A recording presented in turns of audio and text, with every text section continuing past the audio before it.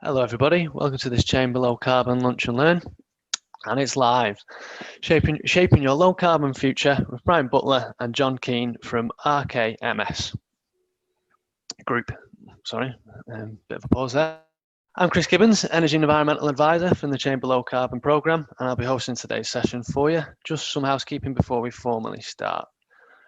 All participants are on mute. For questions, please see our Q&A facility that's at the bottom of your screen. And you could submit any questions here during the session, and we're going to monitor throughout, and the speakers will bring in at the appropriate points, and also we can answer it at the end as well. And if you'd like to speak your question, if you can indicate that when you log it in, and we'll make sure that you're unmuted and you can speak directly. Alternatively, if you don't put that, we're happy to read it out for you. That's no problem. We've also got a chat function.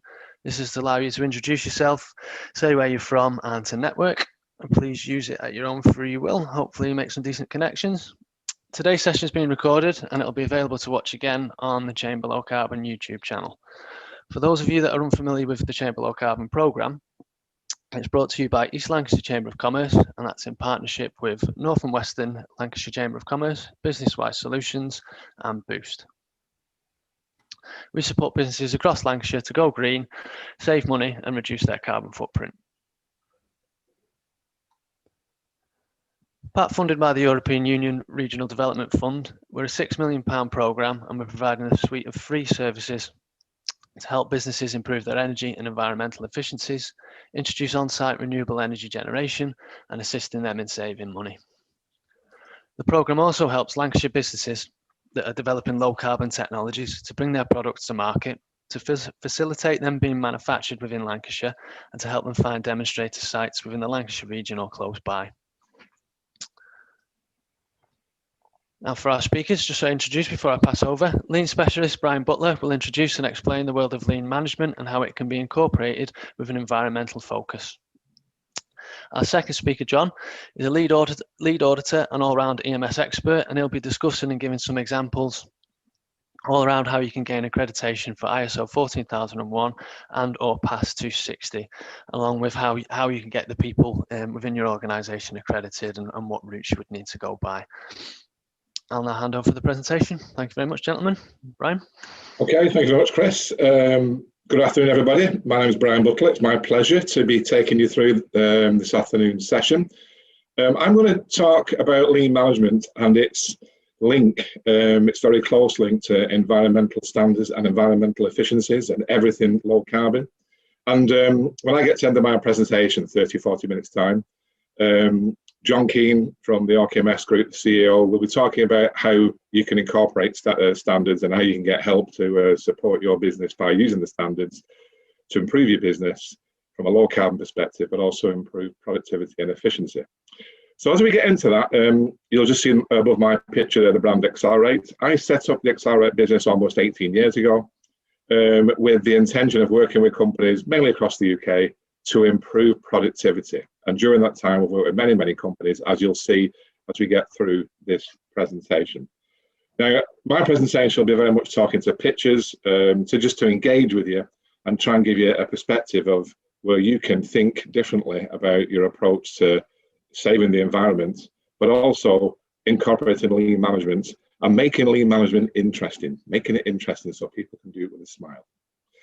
So the next slide here is a picture of a truck. So why a truck? Well, this sort of brings North Manchester, where I'm based in North Manchester, together with Lancashire, Preston, because the said Atkinson brand trucks, which is no longer made, this is where I started my career almost 41 years ago as a vehicle mechanic, trainee vehicle mechanic. And when I joined the company in September 1980, they employed 2,000 people making trucks, and we were making 90 trucks per day. Sorry, 90 trucks per week. Sorry, 90 trucks per week in a large manufacturing facility based between Preston and North Manchester.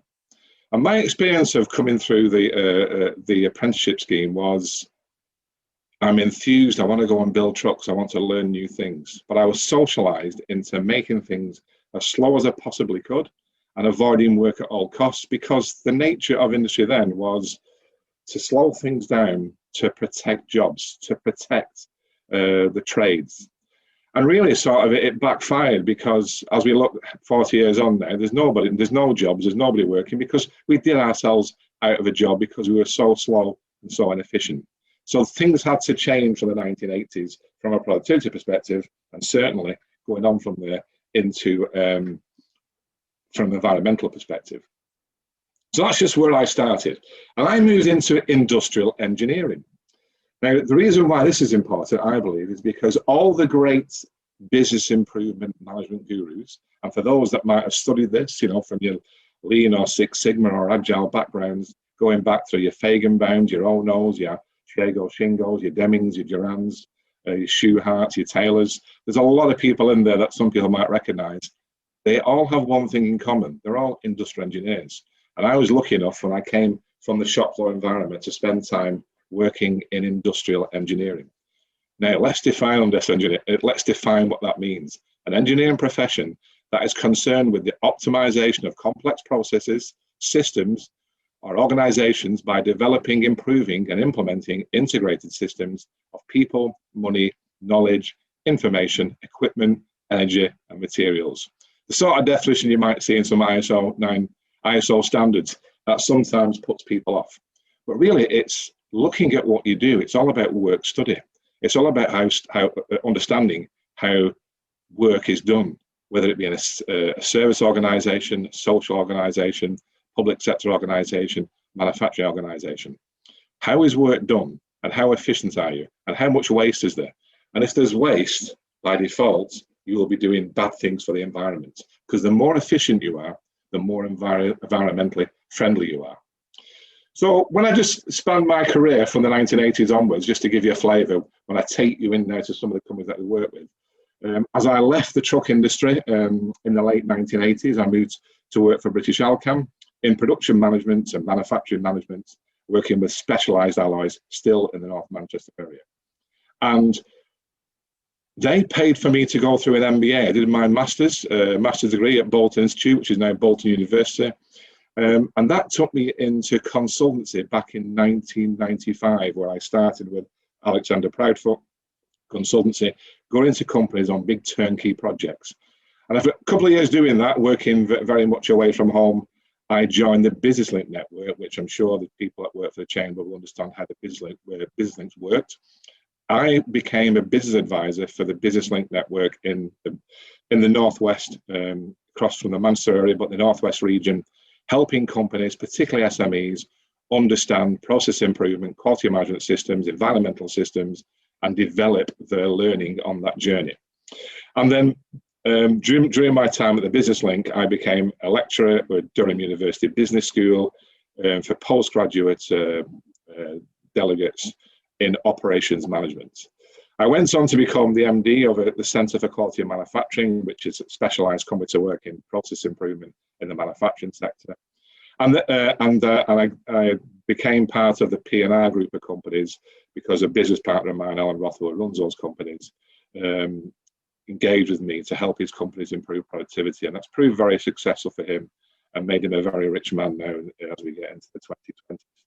But my main involvement in recent years has been through Scottish Enterprise. For the last 20 years, we run the Business Improvement Academy for the whole of Scotland, and particularly with the service sector. The majority of companies I work with now would be service sector companies, whereas when I started in consulting 25 years ago, it would have been more manufacturing companies. I run the business improvement programs for the Channel Islands through the government of Jersey, and also work with RKMS across England, implementing business improvement through the business apprenticeship schemes. And John can give you some good information on how this can help companies, because there's 95% funding available through those schemes.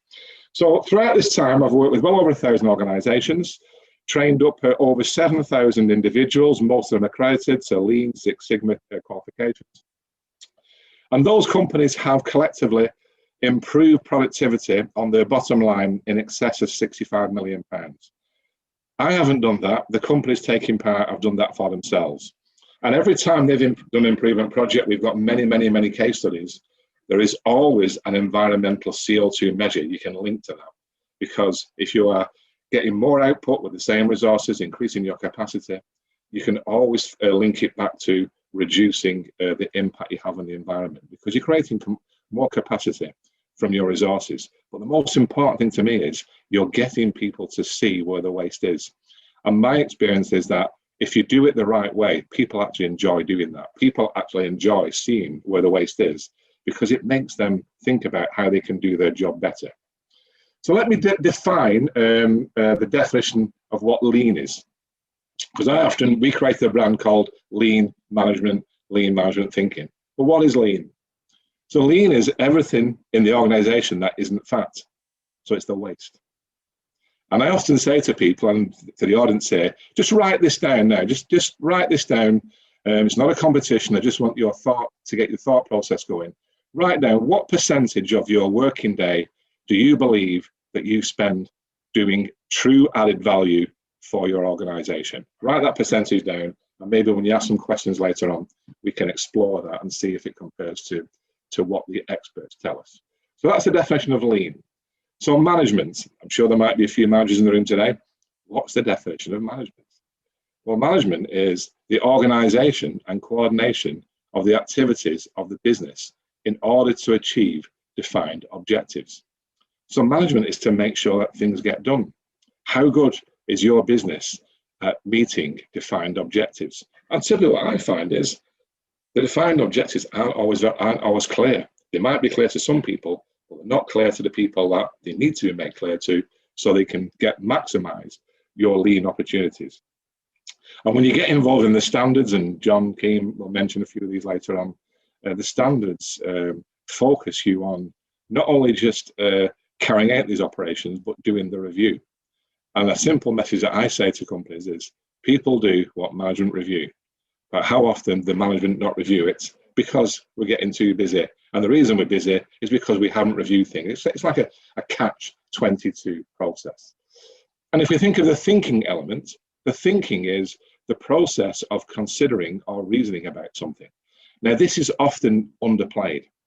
And I emphasize this as much as I possibly can with any organization, is it's not the tools and techniques, it's not the documents, it's not the standards, it's not the meeting the standards that really impact change in the workplace.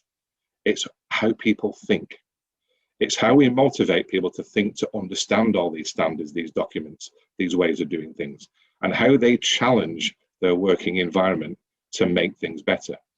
And we try to foster a culture where people understand what that means and do something about it. It gives people confidence. One thing I've realized throughout my career, having come from the shop floor, from the lowest part of an organization through to MD of a company, is life is a massive confidence trick. Give people the confidence to understand what all this means. And you'll always be amazed at what people can achieve and what people can contribute. And every project I do with the thousands of companies that I've worked with, we encourage every individual to make a presentation on what they've learned, what they've done, how they've achieved it, and share that across the business, because then it becomes sustainable. It's their work and they have value in that. And most people don't like presenting, but I'll tell you this, when they do a presentation about something that they've changed, it motivates them. It gives them the confidence that a lot of people thought they didn't have, and they never ever forget that experience. So let's get people talking up productivity. And when we talk about productivity, I love this saying from Mr. Drucker, who's not with us anymore: there is nothing so useless as doing efficiently that which should not be done at all. How much effort is put into rework, doing things, duplication, doing things time and time again, because they weren't done right first time. So if we can eliminate that, and that's an aspiration, you'll never eliminate it because we're not robots. You won't live long enough to eliminate it. There'll always be waste. But if you can work to reducing it, just think about the impact that has on your job, your motivation, the impact that has on the environment, all the energy that goes in to doing things that should not be done at all. So that's productivity. And it's interesting, I've been working with a number of leadership companies at the moment, developing new programs, post-COVID programs, to look at linking leadership, so productivity and lean and Six Sigma and Agile. And a lot of the leadership consultants are saying to me, lean is seen as to be a negative word. And that amazes me, that surprises me. They say, oh, because it means the workforce has got to work harder for less money. That's the way it's been put across. And if that's the way it's been put across, it's wrong. What is the point in doing things that should not be done at all? That's the way to get the message of lean across to people. And then lean is green. So as we move on from productivity, the one thing we need to achieve when we're doing lean management thinking, when we're trying to improve our workplace environment, is we need to get people to cooperate. I've worked with thousands and thousands of people. As I mentioned, we've trained up 7,000 people in lean and Six Sigma qualification certifications. And I asked everybody on every training course, does anybody here not cooperate? And nobody has ever put their hand up to say it's me. Then I asked them, do you know people back in the workplace that don't cooperate? And everybody knows at least 2 or 3 people. And isn't that amazing? I've never met the 2 or 3 people in every organization that don't cooperate in all the work, all the training programs that we've done. And what that tells you is that it's not me, it's somebody else. I'm cooperating. So the point of this is we need to get people to understand what we mean by cooperation. And people sometimes find themselves not cooperating because they are victims of their process. If we can improve our process to increase cooperation across all the different aspects of the business and the supply chain, the result will always be better quality and lower costs. And that will have a much greater impact on the environment. And that's what Dr. Deming told us. And Dr. Deming was the guy that taught the Japanese. You will probably, for those people that know a little bit about lean and Six Sigma and Agile, that there's a lot of Japanese words in there. It was Dr. Deming that taught the Japanese because he was frustrated with the Western's attitude to the workplace after the Second World War. And that takes me back to my experience in the 1980s when I was working at Seddon Atkinson. The philosophy, the culture was that the workforce have got to be anti-management and the management have got to treat the workforce badly. And that was the culture. You will never get cooperation in that sort of culture. Hopefully you don't see too much of that in your businesses today. Okay then, so let me introduce you now, because I mentioned Japaneseism. Let me introduce you to a Japanese word, the word muda. Muda. Muda is waste. Muda is all the things that you do that the company or the customer doesn't pay for. It's all the inefficiency that you've got to put right, but it costs you money. So muda takes up probably the majority of what people do in the workplace. So muda is bad. It's funny, I was doing some training in Dublin just before we had the COVID break or downtime, if you like, and somebody said to me, "Muda's not a bad word. My mudder," because that's what the word mudder, and so that's my Dublin accent, if you like. But people thought that mudder is not to see a bad word there, but just a little bit of fun. And what I'm saying there is that when you're going to get into lean and management and standards, make people laugh, make it interesting, make it funny. Because we all know that trying to understand standards and apply standards, it's not always the most motivational thing to do in the world. So mudder is everything that you do that adds cost to your business process. Now, there are 2 other words that are often overlooked, which are very much part of the lean management textbook. We've got mura. Mura is flow or lack of flow. It's where things don't connect. It's the bottlenecks, the theory of constraints, if anybody's ever read the book Goal by Eli Goldratt. So this is where if things don't flow, we create bottlenecks, and bottlenecks create frustration for people, and we try and get around bottlenecks. But if the key to this is find the root cause of the bottleneck, it can be a machine, a person, a supplier, a department, a customer, it can be all sorts of things. And an improvement made at a bottleneck is significant. An improvement made at a non-bottleneck can be almost insignificant. We work on all our problems to get people, every aspect of the business, find the bottleneck and see what you can do to smooth out that bottleneck, so things flow easily through your organization. And the last M word is the muri. And the muri is the behaviors, the way that people think. If we can get people thinking positively and cooperating and behaving well, we start to see a massive opportunity for how we can improve our processes by making them flow better and reduce the waste. So think about your management style, think about your business culture. Are we doing enough to change the behaviors of people? And we're having a little chat with the main panel here just before we came on to today's webinar. And it was about how we've all seen the world change over the last 15, 16 months.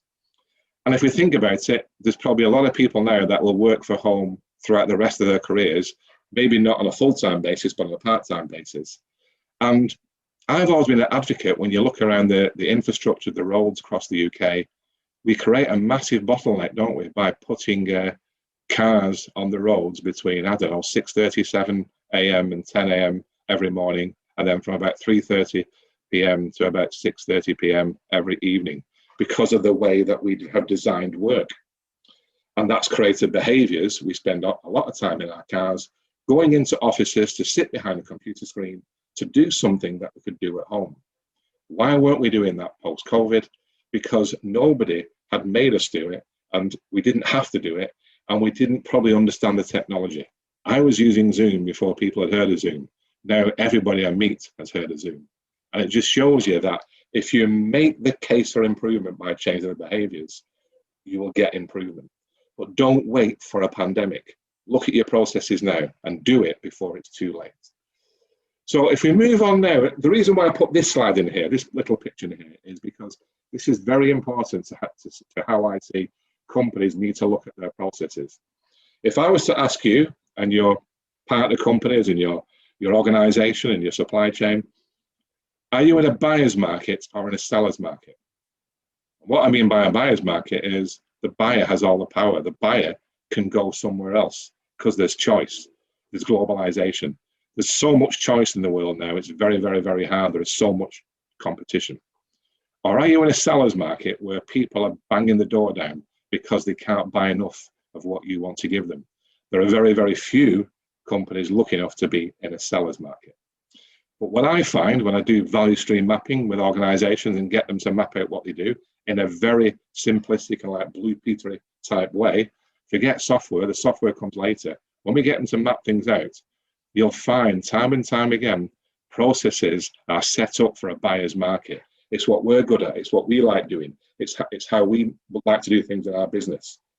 And that means you're in a buyer's market. But if it's a seller's market, that's for the setup, for a seller's market. But if it's a buyer's market, why aren't we aligning our processes to what the customer really wants? When you do value stream mapping, you will always find that. And there's a massive opportunity there to get the supply chain to reduce the impact on the environment. Again, let's not wait for a pandemic to make us do that. Let's do that in a positive way by raising the confidence of people to understand how every aspect of this affects their job.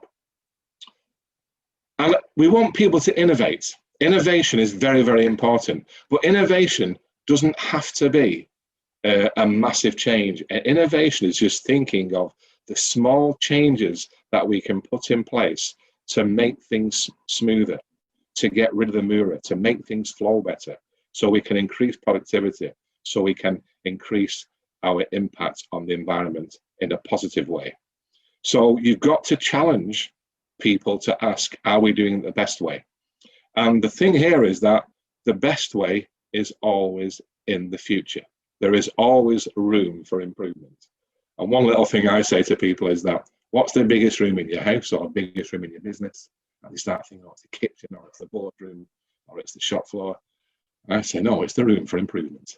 So just get people to smile about it. I know it's a bit of a naff way of getting it across, but it makes people chuckle. And sometimes the silly jokes like that are the ones that people remember. Innovation is just learning from what you see and what you see every day and making a difference. Give people the confidence in your business to innovate. Don't overcomplicate it. So let's have a look at a very simplistic picture here. And let's go back to that question I asked you about what percentage of your working day do you believe that you spend adding value? I was in a business just last week, and a guy said to me, 100%. So what, you 100% add value? Yeah, you've never any waste? No. I said, not even a little bit? No. Have you ever spent time looking for a document? Yeah.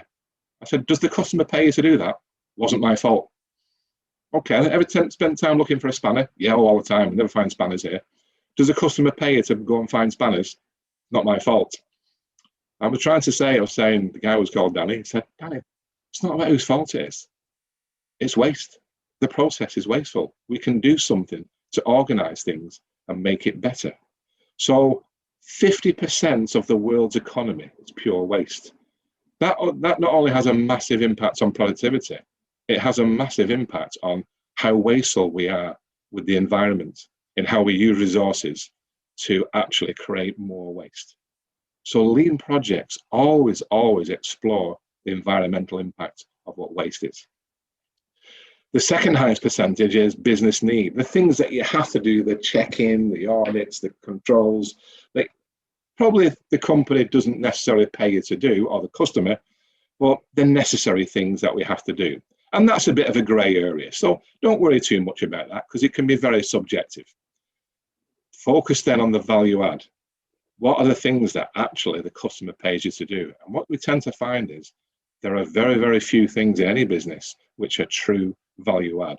We all get engrossed in trying to sort the account and mistakes out and put things right, and we're all engrossed into waste. It's not our fault, it's the fault of the process. And what I believe as an industrial engineer is the industrial engineers of the past, if you go back 50, 60 years, the focus was all on looking for the value add and trying to make people work harder. And that puts people off. In my industrial engineering days, I was going out with a stopwatch and watching people with a clipboard. That doesn't motivate people, that puts people off. That's very in your face, it's anti-motivational. So the thing there is, change that round, is don't send people out with clipboards or with stopwatches to go look at the process. Get the people to do it for themselves. Educate them in what the wastes are. Encourage them to find that fun and interesting, and then let them find the waste and encourage them to do something about it. And by default, if they are improving the waste by decreasing it, we are adding more value to our business processes. So it's turning it around 90 degrees, if you like, or 180 degrees to the way it used to be to how it should be done now. Okay, so why am I showing you some of the man on the moon? Because it's one of my little examples that it's amazing how the world evolves and how people do things. There might not be many people in the room today that remember 1969. I vaguely remember it. I was 6 years old. And, no, I was 5 years old, anyway.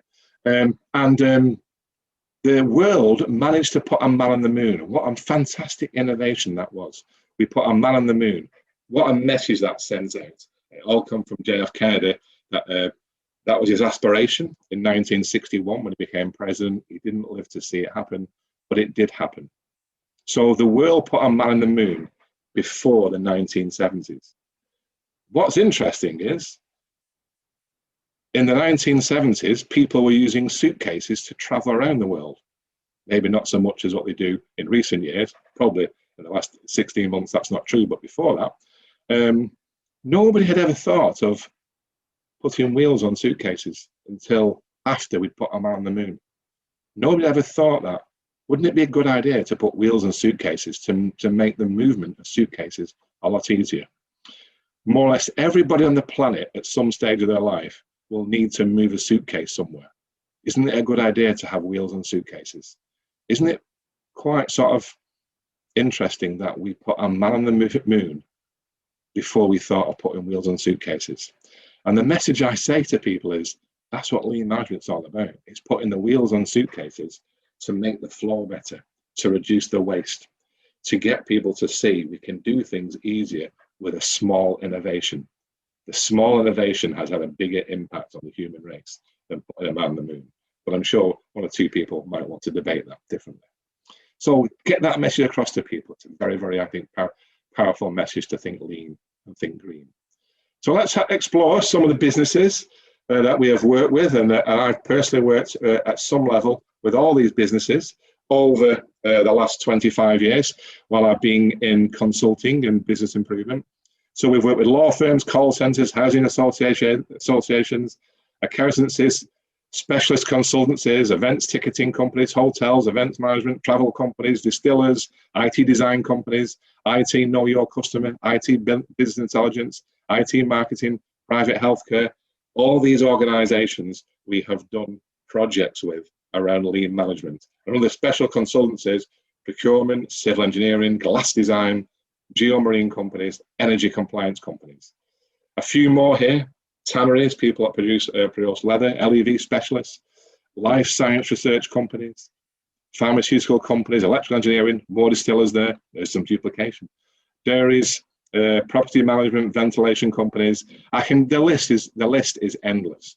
There is every sector we have worked with, because every single business has a process, and every process can be improved. I have never seen a perfect process. And if I see I've always said to people, show me a perfect process and convince me, I'll make you a multimillionaire, because you'll be the first person that's ever done it. So hopefully there's an opportunity out there for somebody in the audience today. Now here's a picture of a very simple, well, it's not a simple piece of kit, but it's an old piece of kit. And it comes from a large printing company, one of the largest in Europe. And it shows a piece of kit where they are printing large bags that go on to things that go in mainly in the civil engineering and construction type industry. If you go to garden centres, all the equipment you buy there, like pebbles and stones and all the hardcore stuff and soil, will be all made in bags that's made by this company. And one of the guys that was on a course with us, young guy, great guy, very, very motivated to make a difference in his 20s. He was looking at the time taken to replace blades on the machine when the blades got damaged, because when the blades get damaged, we have to then take the side of the machine off to put a new blade on so the bags can cut. And they're cutting 24/7 at a very fast pace. And what he was doing was looking at this in terms of trying to get the best balance between not paying too much to the blades, but not paying too little, to make sure we get the best level, so we can optimize how long they last, so we can cut more bags. And he did that, and he came up with a project that saved them about £36,000. Interesting, good to look at. But one thing he learned from that was he observed the people that were changing the blades, and he watched them take the side of this machine off every time they did it. And nobody ever questioned it until he questioned it. And he said, why don't we leave the side off? Oh, you can't leave the side off because you get contamination and blah, blah, blah, the story. And he thought, okay, he accepted it. And then he said, well, why can't we just take a piece of it off? We can't take a piece of it off because it comes with one unit. And what he did was he invented the hinge. So he got them to cut a piece out, put a hinge on it, so that you fold it out, fold it back. Why did no one think of that? That innovation has saved that company £750,000 in terms of increased productivity. What it's done for the environment is we're creating more bags with a lot less resource. So that's a massive impact on CO2 as well. All came from somebody doing what I call industrial engineering. Go and look and see what people do. The Japanese call it walking the gemba. Very, very few managers do it properly. You don't learn lean in the classroom. You don't learn lean at university. You don't learn lean from a textbook. You learn lean by looking and observing and seeing what people do, and then getting people to be part of that process. Here's an organisation that I worked with in the Channel Islands, and we set a benchmark when we first started working in 2018, looking at their labour utilisation and their labour efficiency. The reason why their labour efficiency was over 100%, because that was a standard they put in place, because nobody can work with them more than 100%, unless, of course, you're a footballer, because don't they work at 110%? But by the side, when they set this, we started to look at the working environment, and we started to get the people engaged. What adds value when a vehicle comes in to be maintained? And it's the actual stripping down and putting back to the vehicle. Not looking for tools, not looking for paperwork, not trying to liaise with the stores people to bring the components in. Somebody else can do that. Look at what they achieved in 2 years. They managed to get the labour utilisation from 62% to 85%. That increased their potential income just on the island of Jersey by £250,000. But it also increased the capacity to get more output with the same resource. These are all real projects that I love seeing people do. Every 1% achievement here was worth £11,000 to this organisation. And I mentioned working with the distilleries. This is one of the largest distilleries in the UK. And a good few years ago, we looked at the journey of an invoice when it arrives to be paid. And it comes in here and goes there and then goes up there, and goes across there, comes back down here, back up there, back down here, up there again, down here, up there, down here. Some go over there to come back here, to go up there, to go across here, up there, down here, over there, up there, and it gets paid. That's the journey. How hard is that invoice working? People say to me, it's all behind a computer screen. There's no benefit in that in terms of efficiency. Oh, really? Well, what's the impact of that? The impact of that is your suppliers aren't getting paid in time. Suppliers aren't getting paid in time. Suppliers then stop delivering stuff on time. Suppliers stop delivering stuff on time. The impact of that is seen all over the organization. Nobody was measuring this until we decided to look at it. And we went into the stores area and we equated that 33% of stores' time was going to find stock to replenish stock that had been moved because the stock that should have been there had to go somewhere else because the supplier hadn't delivered on time. The value to this organization was £500,000 worth of waste, all because of our process about how hard we make an invoice work. Guess what? They changed it. The impact is in so many areas, it's like that pebble that you throw into the lake. The ripple effect is massive, but we don't understand it if we sit back and work in our silos. So this is what we see on some of the projects that we work with. And then I took this into a law firm, and the law firm, this is one of the largest law firms in the world, they allocate work to a certain department in the legal department. But before they do that, look at all the steps it has to go through. It goes from partners to coordinators to analysts to associates to team leaders. And all that work can slow down the process by as much as 2 weeks. So the lead time has been expanded. And that means they have to throw more resource in at a higher cost and more movement and bigger impact on the environment because their front end process was creating the snowball effect in too much waste. So people think when we do spaghetti charts, it's all about looking at a manufacturing environment. It's not, it's looking at every environment. I work now predominantly with service sector companies, and the enjoyment they get when they see how silly some of their processes are is quite, you know, it's quite funny and quite enjoyable. These people you see here are a company that work in a very high-tech industry, a geomarine business. They are very clever people. And as their chief exec told to me, they are really, really, really clever people. They are so clever, they are completely incapable of filling in a simple form that has only 4 variables: a description of what they want, what job they want it on, who they are buying it off, and how much it costs. We presented this, or they presented this, by looking at their purchase order process. They were so busy being clever, they weren't doing the small bits of detail that stopped all the clever stuff from being done.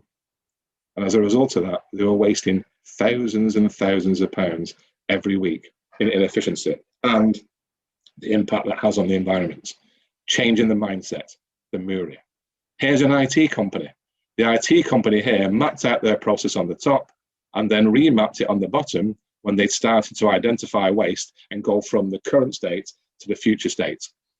They are a software design company. But what they've done is they've taken their process from, as they say, something like 170 clicks down to about 40 clicks. That means they've increased their capacity by about 300%. The company is growing massively around agile working.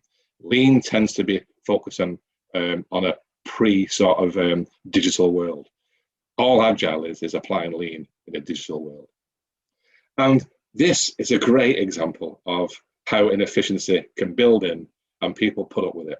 A small company in property management, and they were thinking, oh, I haven't got time to lean, I'm too busy. And all they mapped out was this simple process of how people fill in their timesheets when they are working. This is across the Channel Islands. And when we did this with them, we found out that a lot of people weren't filling in the documents correctly. As a result of that, there was lots of movement back into the office to move to the next job because people didn't know where they were.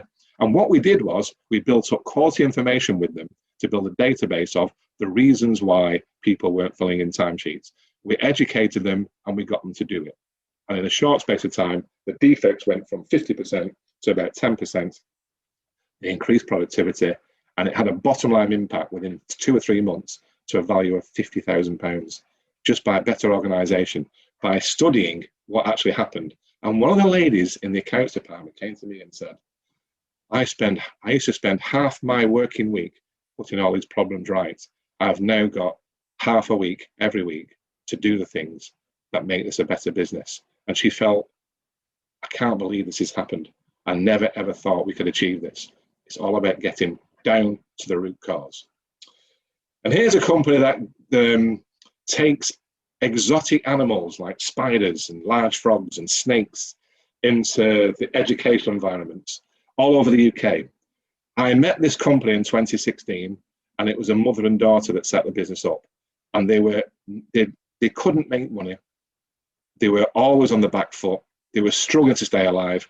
When I first met them, I was worried about the business could probably go under. We worked with them on lean management.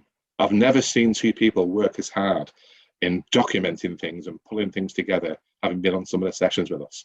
And when they went back to the workplace, they realized it was how they do things and not what they do was the problem. And all their rangers that work all across the UK, the focus was the value add is when the ranger is in a school or in an old people's home or in a university doing what they do. It's not all the traveling around, which is what was consuming them. And over a couple of years, they changed the whole thing, became profitable. What an impact on the environment, better scheduling, better use of technology. They learned so much from it. And the best, one of the best things I heard someone say in that business, and it was the chief exec, she said to me, she said, in 2018, for the first time ever, we've been able to get to our low period in terms of when the schools are closed and we've not got the income.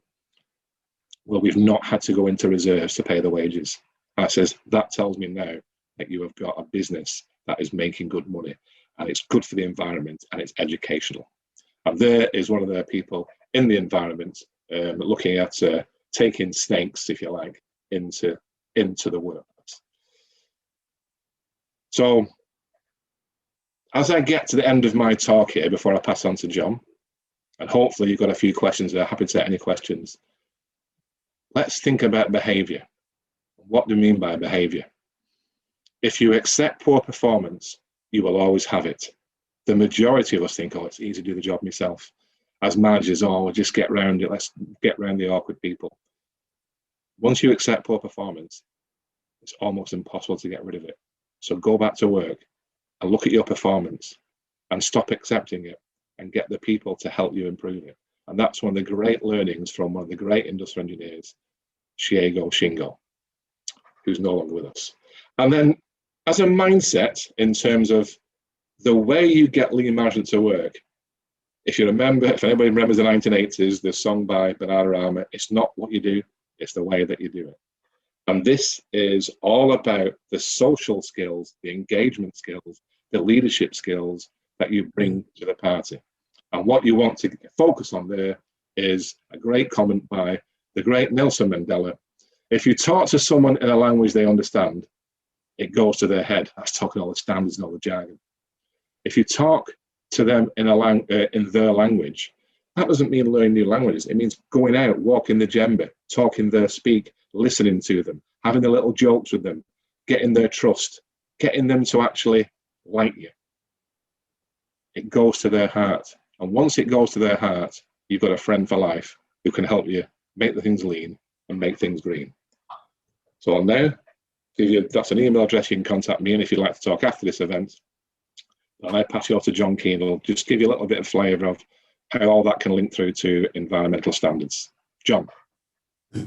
Good afternoon, everybody. Hope you've all been enjoying the session so far. My name's John Keane. I'm the Chief Executive of the RKMS Group. We're a management consultancy company. We deliver training and consultancy. We work quite closely with Brian, particularly delivering lean management programs. To give you a bit of an idea, in terms of an organisation, we've worked with over 4,000 clients over the last 26 years that we've been trading. We've implemented over 4,500 ISO management systems, likes of 9001, 14,001, etc. We've worked with clients, the largest clients around, with people like Nissan, Ladbrokes, We work with people like eBuyer, but then we've worked with the smallest one-man band organisations as well. We've worked quite a lot in the past with organisations such as the Manufacturing Advisory Service, Chambers of Commerce, Business in the Community, Business Link. We're currently working with Boost as well as with the Chamber Low Carbon Initiative.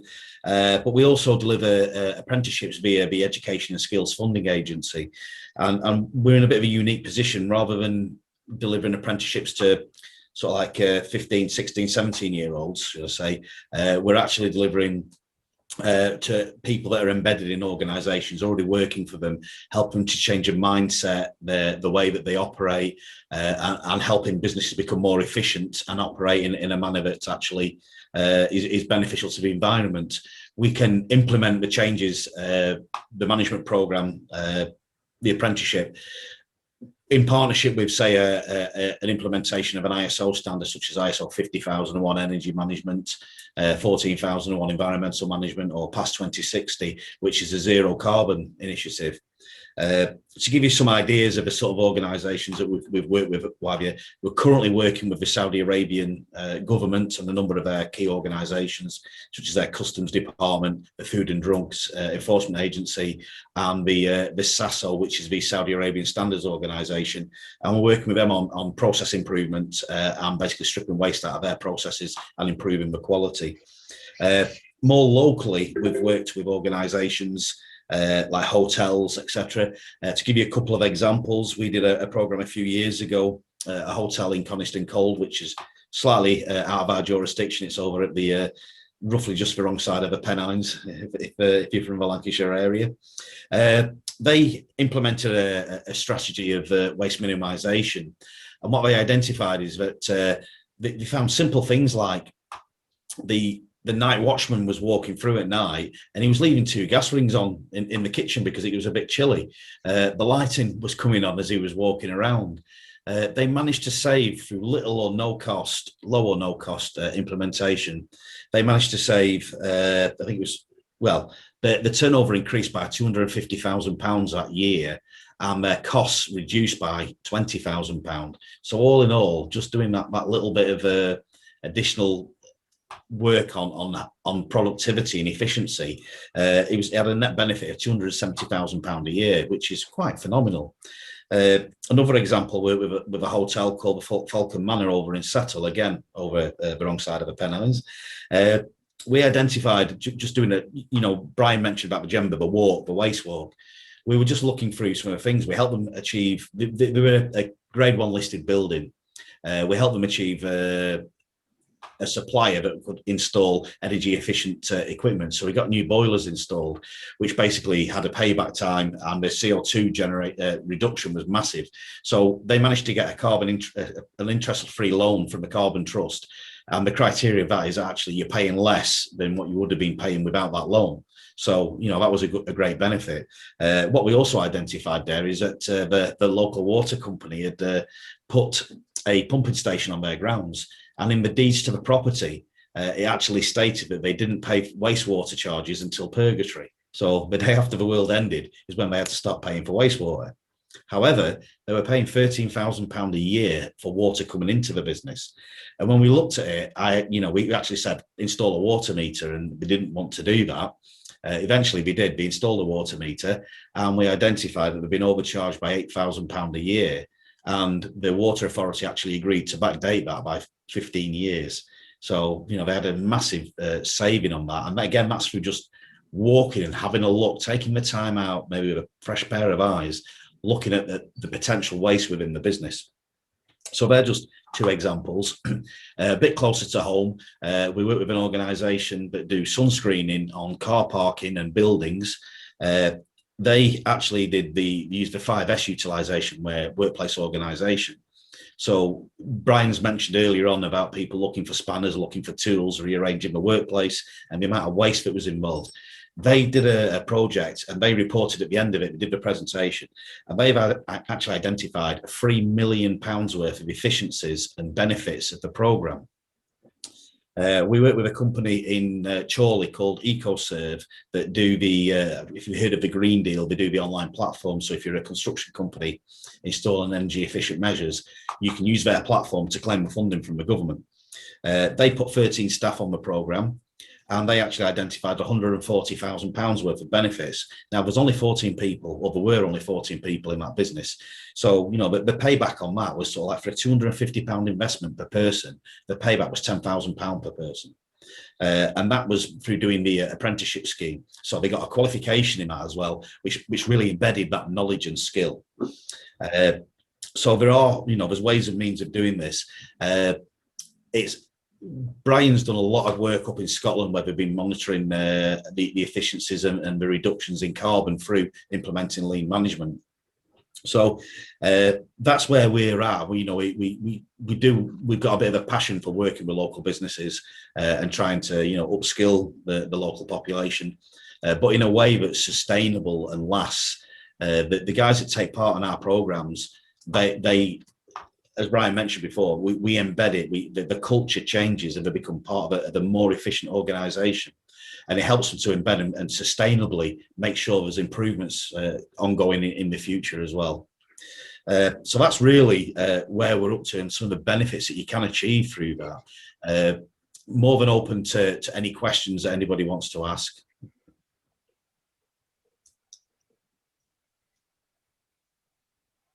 If anybody wants to use the Q&A session.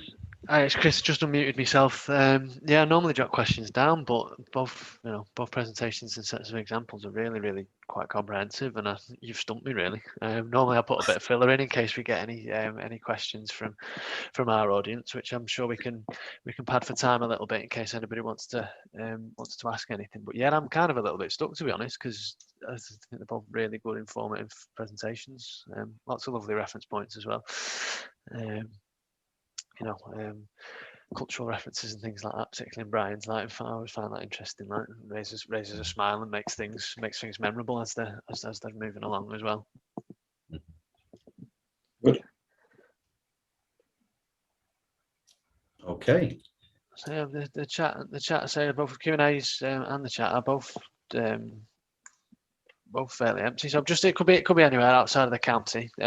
Just to give us an example of your favourite job, if it's not been in the presentation, or one really unique problem that you've solved from one of your jobs, just to sort of give an even broader scope of what you've already done for us already.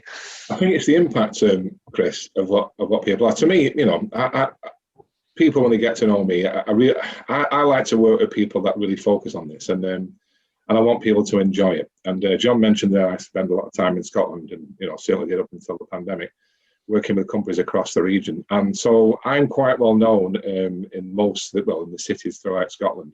So when I pop out and about, because I have a base in Glasgow, and Glasgow is one of my favourite cities to go out and have a drink, the amount of time I bump into people that want to talk to me about lean management on a Friday night over a drink. And I just think that, to me, is sustainability. I get people come up to me saying, we've been doing some Pareto charts today, and we've worked out how much waste we have on this, and we've done this and we've done that. And I'm thinking, okay, Dave, it's Friday night, get a life. But the point to it is it's because people are doing it because they want to do it, and not doing it because the business is making them do it. Yeah. There's loads of little things. I remember working with the Two Fat Ladies restaurant, quite a famous restaurant. And we identified one of the biggest problems they had was incorrect bills, and the incorrect bills was having an impact on the business. And we put a process in to try and change that, because it was costing the company something like 150 grand a year. And in terms of putting that back on the bottom line on a 10% profit, you're thinking, well, it's almost £1 million a year, 750 grand a year. Oh, sorry, over £1 million a year worth of business to put that right on a 10% profit. And what the company came up with was they're going to take the incorrect bills, if it's a loss, out of the tips, because the tips are all automated from the staff. And I thought, you've got to have a revolt on your hands. And they said, no, it was their idea, because they've been part of the process.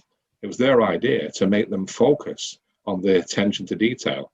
And they actually motivated them to get it right. And they are prepared to give that loss up I think that's a wonderful story about how people can embrace lean management to improve the overall their overall ways of working.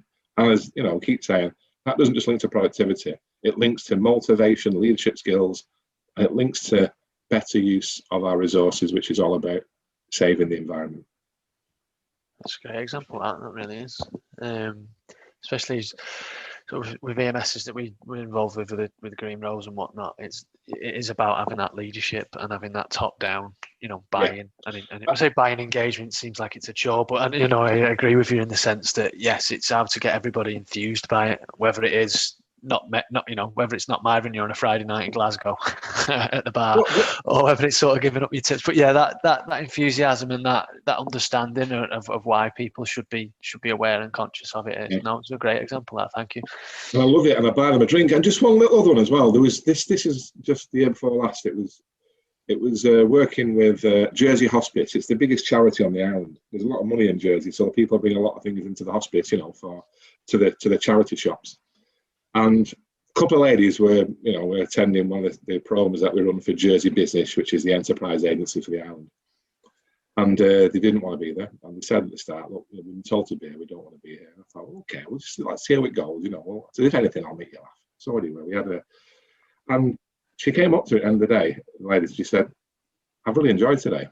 And it's given me a different perspective on what I need to do back in the shop, because I run the shop. But she said to me, but the management have given me a project that I don't agree with. I want to do something else. What do you recommend? And I said, well, I'll be out to see you later this week. Let's have a look. So went out, spent a few hours there walking around the hospice shop and looking at things. And she explained it all to me. I met a few people. I said, Julie, I agree with you. I 100% agree with you. Your idea for what you want to do is where you should be going. But the management won't let me. And I'm thinking, hang on a minute. That's my job to change that. I spoke to the management and said, don't make them do something they don't want to do. Make them something that they want to do. They'll enjoy it. And guess what? If they enjoy it once, they'll do it again and again and again. When they presented their project 3 months later, when they'd done all the training and all the assessment, the management learning from that was unbelievable. The management learned from the workers, from the workforce. And that to me is leadership. Leadership is walking the Gemba. Don't force people into making changes because you think it's a good management decision. Let the people have a go. And even if it's not the right project, at least they learn from it, which means when it is the right project, they have shown the working out, so they know how to challenge, or know how to sort of, approach the next challenge. I think just to sort of like reiterate on that bit, we've had an exchange this morning with emails, and I've just been picking them up before this session. We've got a client who we're delivering this program with, and the issues are that the senior management are not being involved in it. Obviously, I'm not going to give the name of the organisation, but the senior management are not involved in it. And that has a detrimental effect because the guys on the shop floor are not seeing the leadership.